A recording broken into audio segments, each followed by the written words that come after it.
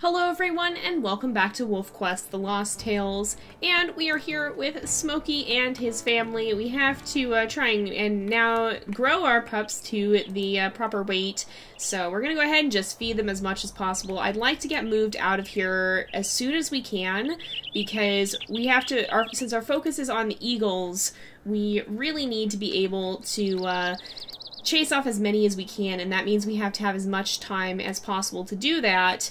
And in order to chase off eagles well, you really have to kind of be out in the open. And so, oh man, Flame got a lot more there. I didn't realize that was going to be so imbalanced, but we'll go ahead, we'll get more food.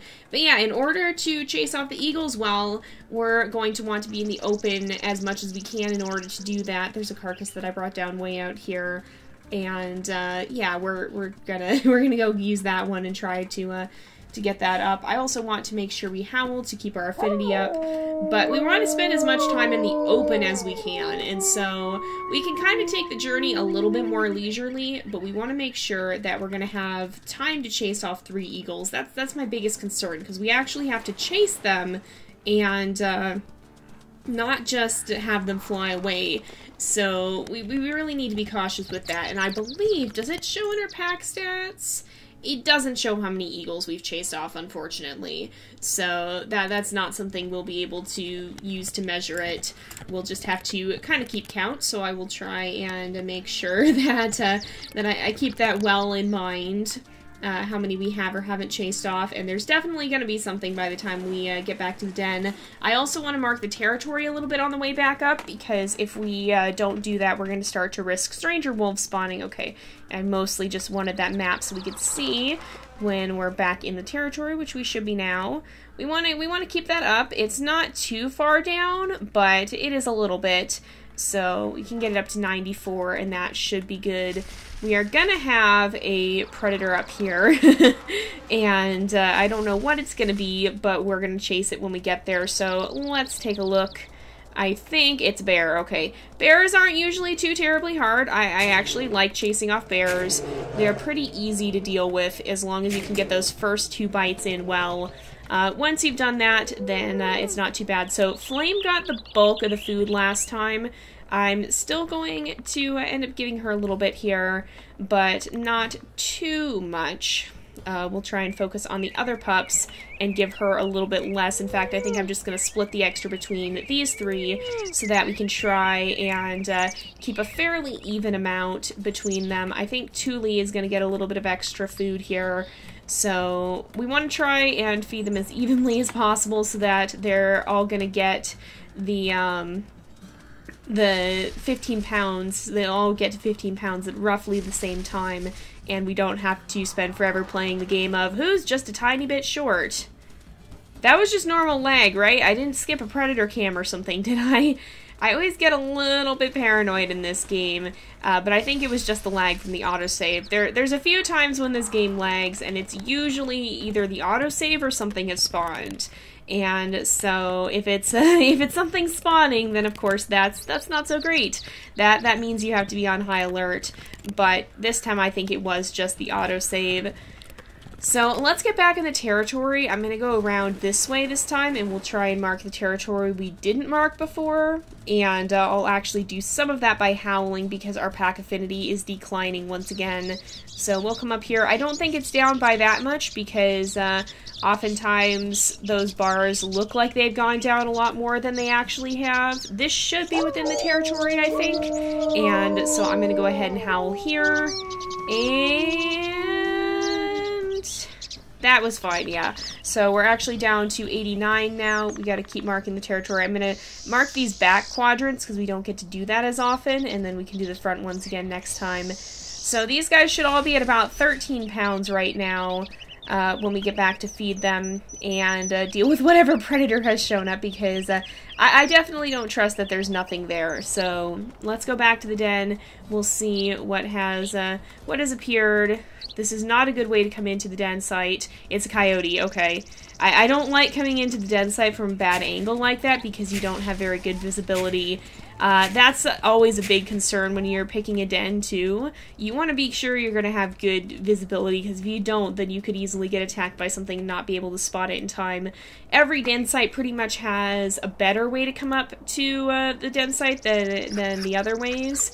And so for this one, it's probably actually the way I just entered it, or from the right-hand side of the screen right now. That's also a pretty good place to enter the den site. I'm going to focus on giving Soot and Cinder food this time, because I'm pretty sure that Thule got a little bit extra last time as well. So I gave Soot and Cinder a little bit more this time than their siblings. If we look at the pack stats now, okay, Cinder and Soot already are at 15 here, so they're probably actually more at like 14.5, but next time we should be good and able to start on the journey. We're going to go a lot slower on this journey than we would normally, which is always a little bit nerve-wracking because it's not just eagles that could spawn, of course. We have coyotes, we have bears, we have cougars. Any one of them could show up, or any combination of them could show up while we're on the journey. And so we could be waiting for an eagle and have a bear appear in our face, and that is one of the scariest things possible in this game, in my opinion. The journey is the most difficult time to deal with predators, and that's in part due to the AI, because the mate's always going to want to bring the pups to you, but if you, if you have a pup right there, then that could cause some problems, because you might end up picking up the pup instead. You know, maybe I should see if I can actually change that key separately. I don't know if I can or not, but if I change the key, then that could help. And maybe I wouldn't keep doing that and getting into trouble. That's something I'll have to look into. But we're going to head up here and deal with whatever's here. This is probably the route to the den that I use the most, by the way. The one that you always see me going up here, where I kind of top this rise. Because once you get up here, there's very good visibility, and it's fairly easy to pick out where there's a predator and where you might need to defend your pups, and where you're going to need to run. It kind of gives you a moment to decide what you're going to do in your mind before you just get there and suddenly there's a predator right there. So let's go ahead. We will feed everyone. I'm just going to give them all the full amount, and then Soot and Cinder were the ones who were a little bit higher, and so I'm going to divide most of the rest between Thule and Flame, who, interestingly enough, they were the ones who had a bit of an excess in the beginning, so we'll give them even just a little bit extra. Oh, there we go. That actually did it. We're going to stay at the den, so I'm going to run down here. I'm going to get loaded up on food one last time, and then we're going to set out. And by that dead tree in the meadow near the rendezvous site is where I brought down several elk, and so that's where we're going to try and hang out if we haven't managed to chase off enough eagles by the time we get down there. So I do kind of want to move fast still. We might go a little bit more leisurely than usual, but I still want to get there in a reasonable amount of time and then wait there if we have to. So let's come back up here. There might be one last predator to deal with. I would rather it happen now than right as we're starting the journey. Is there a predator? I don't see a predator, so I'm going to go to map. I'm going to start the journey. Let's go. Alright. Already we have an eagle. Everybody follow me. I'm going to zoom out. Oh no, she's keeping the pups by the den. Okay, I see the eagle. It is still circling. Nope, it's flying off. Okay, I'm going to stop everybody here and howl momentarily so we can keep our pack affinity up as high as possible. And I think... Oh boy, there we go. Alright, let's quickly play with them because we want it up to maximum so that they don't wander too far away. Alright, let's move. I'm going to zoom way out so that we can actually see what's happening. Now, the thing I don't like about this den is that you have to go down over this ridge. And it's kind of like a blind spot where you can't see very well what's happening as you go down here, just like this. And we have had coyotes come straight over this ridge at us. So it's definitely a scary point in the journey. Oh, come on, Thule.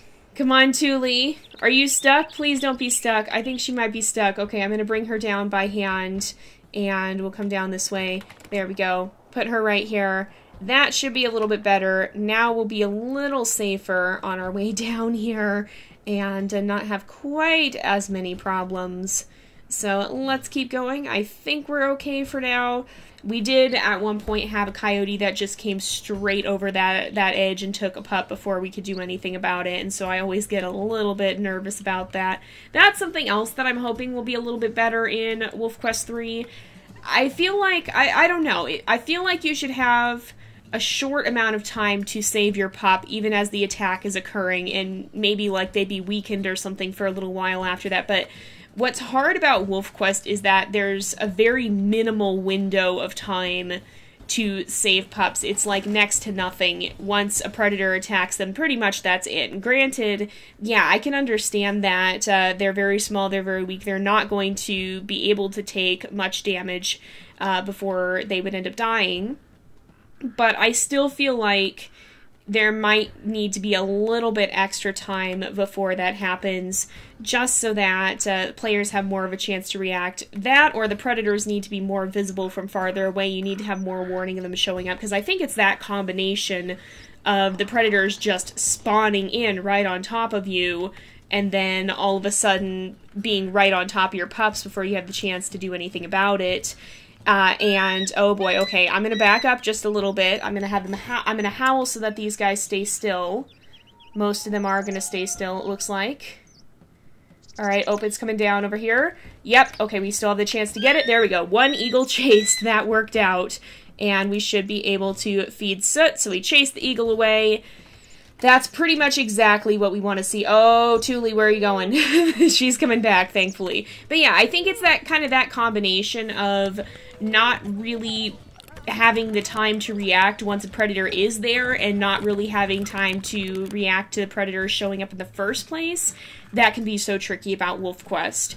Whereas it feels like the wolves would probably be aware of predators more in the real world, because I mean, obviously they have their sight, they have their sense of smell, they have their hearing to rely on, and we don't necessarily have all of that in the game world. Sometimes we don't even have any of that. I mean, we're not always in scent view. The amount of time we spend in scent view doesn't really help us detect predators spawning because it happens so fast.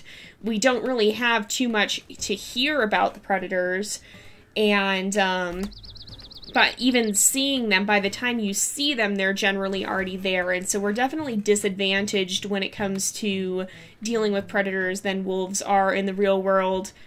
Really? Really? Alright, I'm gonna howl. Everyone, okay. Bear, bear, bear, okay. Bear, bear, bear, bear, bear, bear, bear, bear, bear, no, no, no, oh my goodness, okay. Bear, okay. Oh, flame.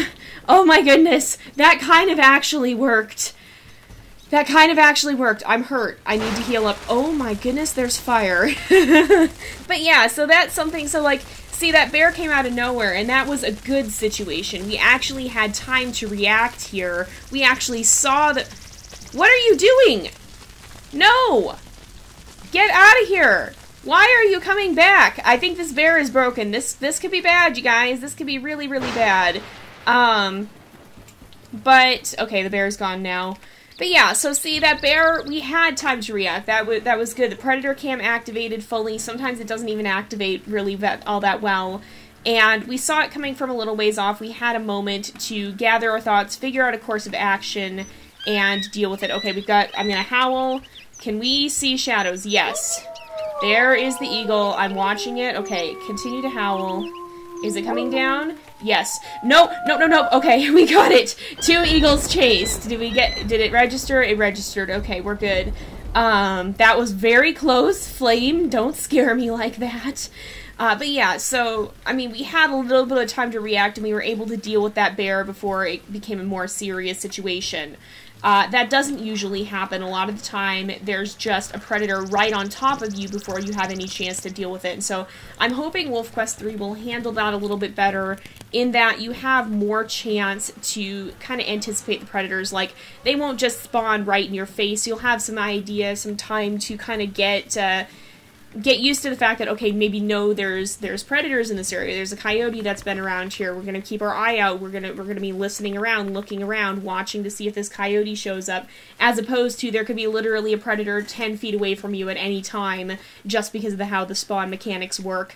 I'm definitely hoping that'll be something where it's less of a, there's suddenly a predator, to, if you're aware of your surroundings, you can kind of know who's in the area and who might come and cause you problems. Now, again, we don't really know much about the Slough Creek gameplay. We don't really know anything about the Slough Creek gameplay. In fact, all we've actually seen is a few clips of the pups. And so, with that in mind, you definitely, we don't know a lot about the, there's definitely, it's hard to make any guesses based off of that. We can kind of extrapolate a little bit from what we have seen of the Amethyst Mountain version of the game, but there's not too much that can be gleaned from it. Another tree on fire! Oh my goodness, I can hear that burning off to the side there. Yep, there it is. But, yeah, that's something that I don't know. I'm hoping that'll be a little bit better off, because I like being able to do more about the predators. So, like, I do like how Untamed handles that, where you can see on the map, okay, there's these predators around, and furthermore, the pups actually, or the cubs actually have enough damage so that it's not a one-hit kill. You have, like, 2 or 3 seconds when you can still get in there, get the predator off of them, and save them. So, that's one thing that I do like about Untamed a little bit more than the system here in WolfQuest, and that's something that I definitely hope will see some big improvements. It might not even be a thing where you have to up the pups' health and make it so that they don't die in one hit. It might be a thing where you just make it so that you can be more aware of what predators are around, because right now, there's no way to guarantee where the predators will spawn. Like, you have virtually no info on that because they just appear as needed. If WolfQuest 3 has a more persistent system where you'll have these animals wandering around a bit more in the area, then that's going to help significantly, because you can say, okay, we just ran across coyote tracks or something, and that means we need to be more aware of the pups in case a coyote comes to attack them. Even something like that is going to make a significant amount of difference, because it'll give you more forewarning than what you have right now. In the current game, every attack just comes out of the blue, and that does make it very difficult to deal with, especially with larger animals like bears or cougars, where when the pups are getting in the way, you tend to take more damage than you can deal with and then have no way of recovering, basically. It's very, very easy to die. So, I'm hoping that's something that will change along with WolfQuest 3's other updated systems. I think that would make a significant amount of difference to the game and how it plays, and I don't think it's not necessarily going to have to make it easier.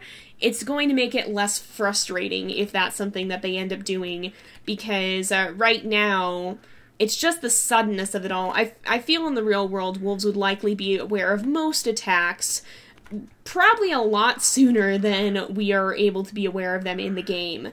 So, I think if they can deal with that and find a way to address that issue, then it's going to help significantly. There's a moose right here, isn't there?